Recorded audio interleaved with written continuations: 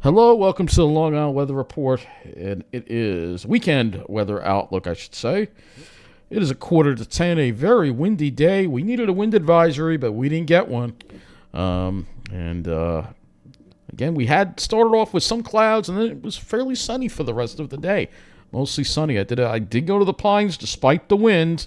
And you'll see a short video from Bohemia County Park at the Pines, and it was really beautiful, very beautiful, but extremely windy and definitely tough to walk around if you're in the wrong kind of spot. But you'll hear the wind in the video too. It's something. It was definitely roaring through the pines. Let's get to those wind gust reports, and we needed a wind advisory today. When you looked at some of these wind gust reports here, we're going to go over the ones from Nassau County and the New York City and Long Island area. 50-mile-an-hour wind gust at Bayville, 46-mile-an-hour wind gust at Wandsworth, and in Queens. Look at this. JFK Airport gusted to 54 miles an hour. That was at 9:28 in the morning. LaGuardia gusted to 51 miles an hour at 9:31 in the morning. The strongest winds were in the morning, but it was still pretty windy throughout the day. West Hampton gusted to 54 at 9:04 in the morning.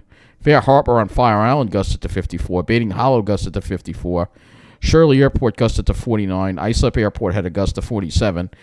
So, yeah, some pretty strong winds out there. We needed a wind advisory. I was looking at the miles last night, and I was like thinking maybe we get away without one, but it was obvious by the morning that we needed a wind advisory, and the National Weather Service failed to do it. And why do we need a wind advisory? Well, let's take a look at some of the damage that happened in our area today. Channel 7 actually covered some of this as well. We'll see if we can find it. But here you go. This is what happened here. Tree fell on a school bus in New Jersey. There was other trees down across the area due to the wind, so these were damaging winds. The Weather Service failed to issue their wind advisory. This is the kind of stuff we're going to see because of the cutbacks going on. They were not on top of this at all. And in the morning, the winds were pretty bad, but throughout the day, we were dealing with a lot of wind. So let's look at our current conditions across the area, and we still got some wind gusts up there, 22 miles an hour at Islip. And it did get up to 52, but that wind surely made it feel cooler than that.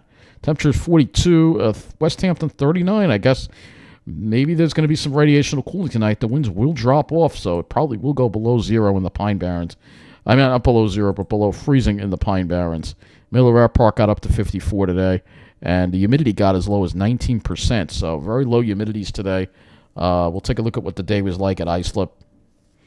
And you'll see the dew points were down into the teens and even some single digits. In the morning, they were a little bit higher, but then they came down by the afternoon to the almost low teens to very low dew points. It was fortunate that I have not heard any big wildfires occurring because we didn't wind up seeing that much rain at Islip, and we had gusts pretty strong out there across the area. So wind gusts were really strong throughout the day across our area, and we really needed that wind advisory, and we didn't get it. Surely did need it because there was damaging wind. So let's go look at our highs today, first of all, and we got into the low 50s pretty much across the area, except the East End, and a little bit warmer in New Jersey with mid-50s there for highs. And the lows, probably the current temperatures that we got right now, or maybe not. Maybe that 39 was in the morning, probably. And it will be colder than that when we get to the radiational cooling tonight, I think. But we do have high clouds increasing, as you see here. I don't think it's going to stop the radiational cooling from occurring. Let's look at what we got. So here's that big storm, and again, the gradient between that storm and the high pressure, as well as the fast movement of things, helped create that wind. This is the next clipper, that type system that's going to move through and bring us a cold front through tomorrow. Looking at the weather map, you'll see here we've got this clipper here that's going to move through, and then there's that low over Maine. So let's look at our climate statistics for Islip today, and we'll go and look at the precipitation amounts as well in a moment on the map. But a high of 52 and a low of 41, just 0.13 inches of rain. So not a whole lot of rain. Most of the heavier rain stayed over New Jersey to our west and the city. So high of 52, low of 41. That's still 6 degrees above normal for the day. So despite the wind, we're still above normal. This is a trend we see. Even though cold front moves through, we're still above normal, even once the cold front moves through. The cold front coming through tomorrow will have colder air behind it. So Let's go to our map and we'll look at the precipitation amounts. I guess we'll do 36-hour precipitation amounts and show you Long Island barely got anything. Nassau County got closer to a quarter of an inch. And then as you head west, big difference here with 1.30 inches being reported at LaGuardia, 0.79 at Kennedy. Central Park getting 1.09 inches of rain. And in New Jersey, a lot of areas getting half an inch, between a half an inch to 3/4 of an inch. Miller Air Park got 0.87 inches. So they got certainly more rain. That was where the heavier rain had fallen. But then it kind of just never made it out to Suffolk County. And that's why we had that elevated fire risk. But I don't think we had any wildfires. If there are any wildfires, of course, I would let you know. But I didn't hear of any. And looking across the country, you could see here that we do have red flag warnings and that there are wildfires in the Carolinas, however. And we got more wind advisories and red flag advisories in the Midwest, red flag warnings in the Midwest, and a winter storm in the mountains there. And even, look at this, what is this? A heavy freezing spray warning. So there is some colder air coming down here. You can see that the temperatures have dropped into the teens in Minnesota, up in the northern part of Minnesota. So that's that colder air that we're going to be getting into as we get to Sunday. Let's go to the models next. And I'll just look at, let's just take the satellite a little bit more so show you the day. So you can see what we have here. Again, there's that system. There's that big, look at that river of moisture just now slamming Nova Scotia. Looks like they're getting pounded with some heavy rain today. But looking at the models here, you see there's that low pulling away from Nova Scotia. And then we have tomorrow will be a somewhat fair weather day. Winds shift to the southwest, so it's going to be warmer. And then we have a slight chance of a isolated shower Saturday, late Saturday afternoon to early evening. It won't be a big deal. We won't really see that much rain from it. And then as we get into Sunday, high pressure builds down again, and we have colder air coming back into the picture. Again, it will be colder air. It will be kind of breezy, but I don't think we'll have the same kind of winds that we're going to see that we saw today. As far as the damaging winds, I don't see the isobars bunched up as much. Let's go look at the HRRR to start. I guess we'll do that first. And first we'll look at the dew points and wind flow. So let's go and look at that. The northwest winds, again, dropping off tonight, and that's why I think we'll see radiational cooling. And those Pine Barrens areas are probably going to go below freezing. For the rest of us, we'll probably have lows in the low 30s, perhaps. And then you see the wind shift to the southwest tomorrow. But the air is still relatively dry. The dew points aren't that high. Not a lot of moisture to work with. So we probably won't see a whole lot of rain. But there will be a southwest breeze. And it will be a decent southwest breeze. Not windy like today, but you're still going to notice it. And I'm sure that's going to provide a pretty good sea breeze for the south shore. But then by evening, the front comes through around 8 o'clock. Wind shift to the west and then northwest Saturday night.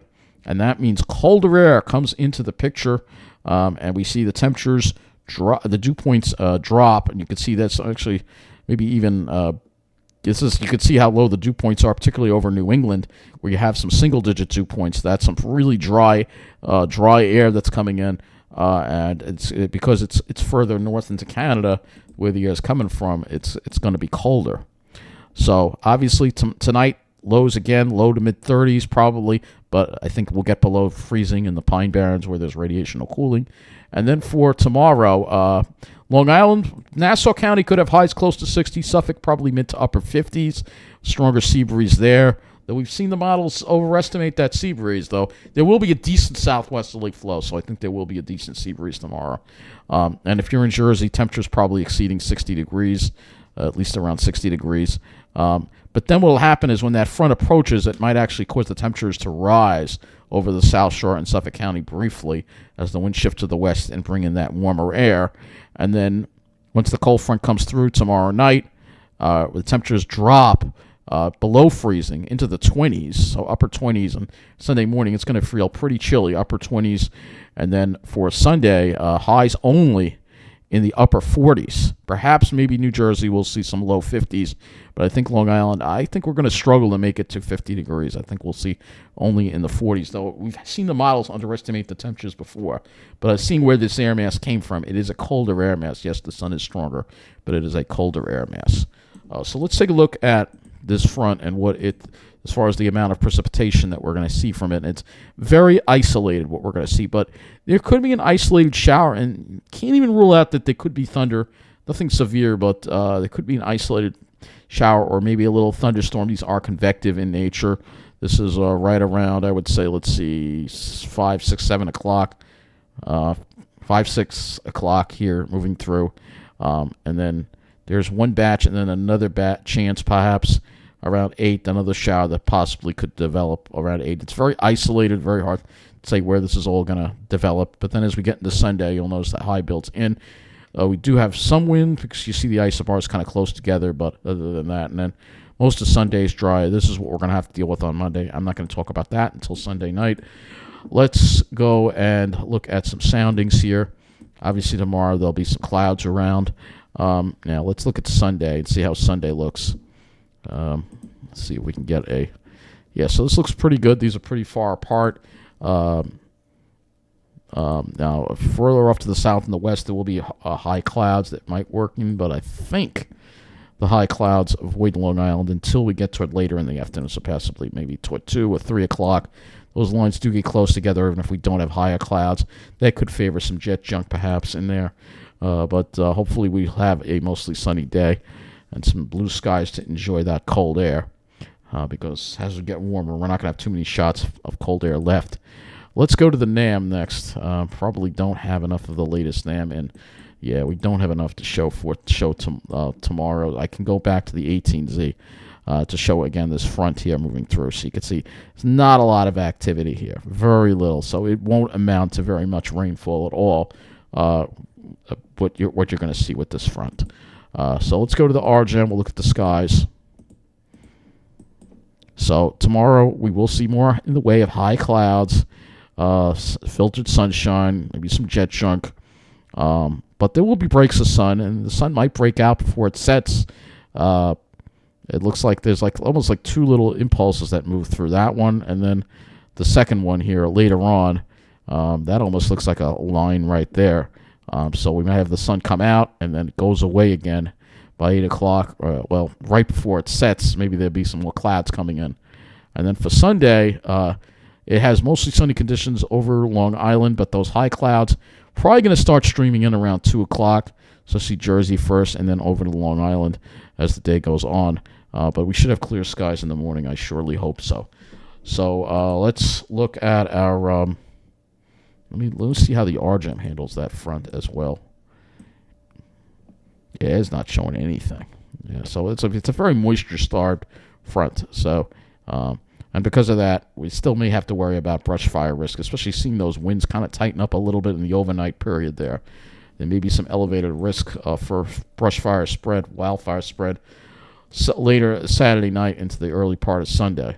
That may have to issue alert for that. But I don't think we'll have to worry about any wind advisories for that day. We will go to Ventu Sky, and we'll look at Ventu Sky as well to show the winds as well. So... obviously, this is kind of underestimated. But you see tomorrow, actually, not too windy. But look at what happens when the front comes through. Some of these showers could have some strong winds with them. See, I think it was where was it 9 o'clock or 10 o'clock? I think right here. Look at this wind gust to 40 miles an hour. Here we go again. So will we need a wind advisory tomorrow night? That is the question. It's possible. When this front moves through, there could be some strong wind gusts that could cause some damage with this front. And it's always a concern for wildfires. But as we head into Sunday, there's wind, but it's below the criteria for damage, significantly below the criteria for damage. This is the HRRR, and showing clouds. See if it shows some strata. It does show some stratocumulus, perhaps. Probably overdoing it. It overdid it today. But it does have mostly sunny conditions over Long Island. Kind of keeps those high clouds away from Long Island for most of the day until we get toward 2 o'clock when they start streaming in. But Sunday should be a nice day, though. It will be a little chilly. Maybe we'll have temperatures actually below normal for a change, though I think it's still going to manage to get close to average. Maybe a little bit below normal, but not by much. So that wraps up this Long Island weather outlook for the weekend. No weather video for tomorrow night. I'll be back on Sunday. Have a good night. Enjoy your weekend.